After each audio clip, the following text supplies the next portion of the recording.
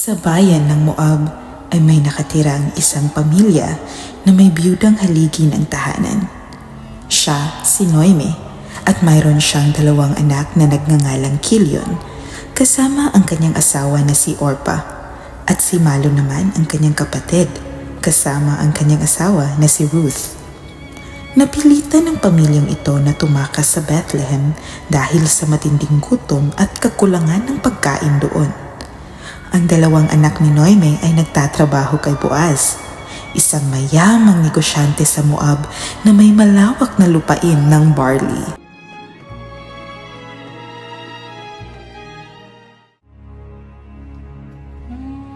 Nay, aalis na po muna kami ni Malon upang maghanap ng makakain. Pupunta po kami kay Boaz upang mag-ani ng barley. Siguraduhin niyong bumalik kayo bago dumilim at magpaalam sa inyong mga asawa.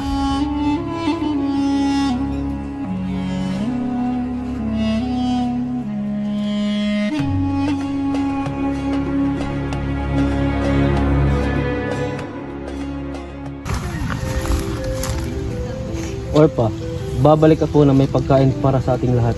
Mag-ingat kayo dito kasama ni Inay. Ikaw rin, Kilion. Bumalik ka bago magdilim ang paligid. Ruth? Kami ni Kilion ay pupunta kay Boaz upang magtrabaho. Babalik ako na may dalang pagkain. Siguraduhin mong makakabalik ka, Malon. Aasahan namin ni Inay at Orpa ang iyong pagbabalik na may dalang pagkain para sa ating lahat.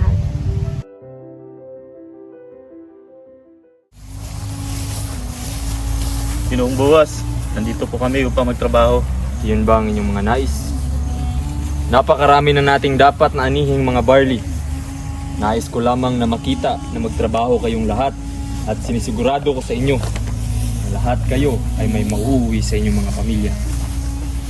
Maraming salamat, Ginoong Boaz. Walang anuman.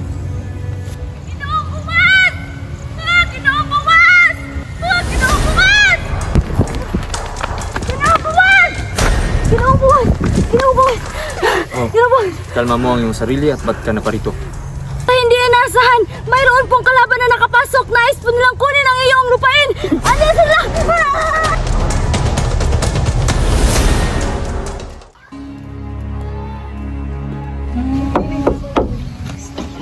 Sino sila? Magandang araw po. Narito po ba ang pamilya ni Malon at Kilion? Opo, ako po ay may bahay ni Malon at siya naman po ang may bahay ni Kilion. May paglilingkod ho ba kami? Kaya ho kami naparito ay upang maipadala ho ang malungkot na mensahe. Inatake ho ang lupain ni Ginoong Boaz ng mga kaaway dahil nais po nilang makuha ang malawak na lupain ng barley. Sa kasamaang palad ay namatay po sina Malon at Kilion dahil sa walang awang pagpatay ng mga taga-ibang nayon. Hindi yun totoo. Magbabalik ang asawa ko. Si Kilion. Si Malon. Napag-isip-isip ko na palayain na kayo. Ano ho ang ibig sabihin niyo, Inay? Iwan niyo na ako sa mawag at maghanap kayo ng iyong mapapangasawa. Pero inay, mahina ka na at kamamatay lang ng 2 mong anak. Pero hindi kaya ng aking konsensya na manatili kayo rito. At total, wala naman kayong obligasyon sa akin. Pero Inay, siguradong hindi ka magiging ligtas at maghihirap ka na mag-isa. Di ba hindi natin iiwan si Inay Orpa? Sa totoo lang, Ruth, simula nung mamatay si Kilion, napag-isip-isip ko na rin bumukod. Anong ibig sabihin mo, Orpa? Aminin na natin, Ruth, wala tayong lugar dito kung wala tayong anak at asawa. Pero paano na si Inay? Tama si Orpa. Nais kong maranasan niyo ang buhay na nararapat sa inyo. Pero inay, maaari ko bang makuha ang iyong pahintulot na ako ay umalis? Sige anak, wala ka ng obligasyon sa akin. Ikaw Ruth, mananatili ka ba dito at gagawin kang katatawanan ng mga taga-nayon? Nararapat lang ako mabigyan ng panahon upang makapag-isip, Orpa. Kung gayon, ako ay aalis na.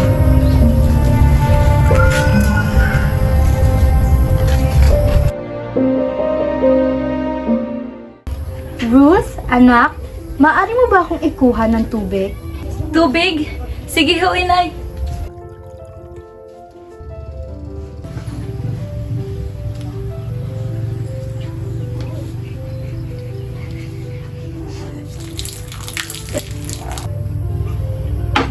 Wala ka ng obligasyon sa akin, Ruth. Maaari ka nang umalis. Kukuha po ako ng panibagong tubig, Inay. Hindi ka ba nakikinig? Bakit ho, Inay? Gayahin mo si Orpha na magiging masaya na sa kanyang mapapangasawa. Hindi naman po ako magiging masaya kung iiwan ko lang kayo dito na mag-isa.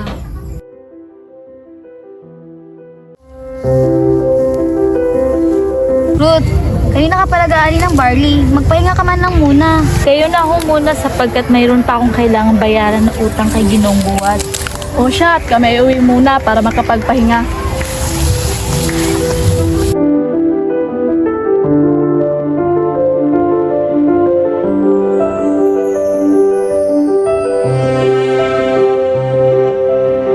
Noemi, nakabalik na ako galing kina Ginoong Buwas at may dala akong pagkain para sa atin. Ganun ba? Sige, kumain na tayo.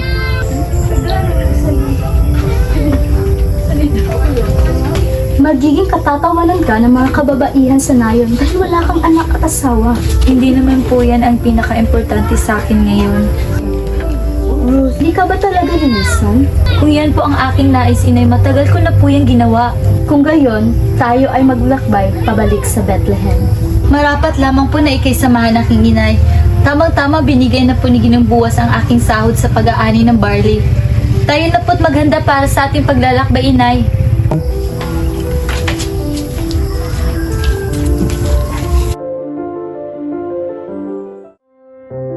Nagsimula nang lumuwas si Ruth at Noemi papunta sa Bethlehem upang maalagaan ang kanilang espiritual na kapakanan sa ilalim ng pagtuturo ng Diyos.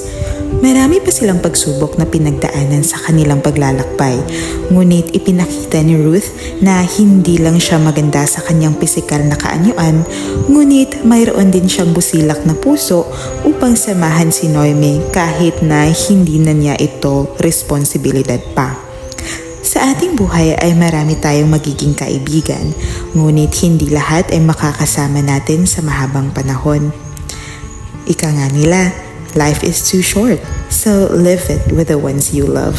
Natagpuan ni Noemi ang mga sandali ng kapayapaan sa kanilang pagkakaibigan ni Ruth, mula sa kanilang relasyon na pagiging manugang at anak, hanggang sa mga panahon na pinatunayan ni Ruth ang kanyang taos-pusong pagtulong kay Noemi, at lalo pang tumibay ang kanilang pagkakaibigan. Si Ruth ay sumasagisag sa tunay na pagkakaibigan. Isang tao na nasa tabi mo, hindi lamang sa mga sandali ng kaligayahan, kundi pati na rin kapag ang buhay ay tila napakabigat. Sana mahanap natin ang kaibigan na kagaya ni Ruth. At kung nahanap na natin sila, huwag na natin silang pagkawalan pa. You just call up my name, and you know wherever I am, I'll come running. Oh yeah, babe, to see you again. Winter, spring, summer, or fall, now all you got to do is call, and I'll be there. Yeah, yeah, yeah. You've got a friend.